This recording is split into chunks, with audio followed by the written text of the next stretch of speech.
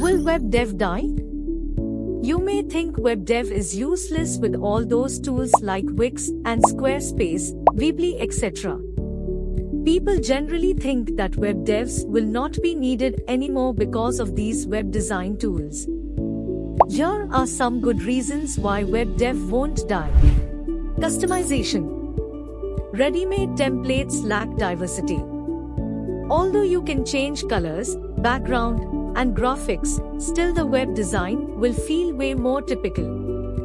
User experience. This is an important thing. If people feel uncomfortable on your website, they will leave and never come back. Scalability.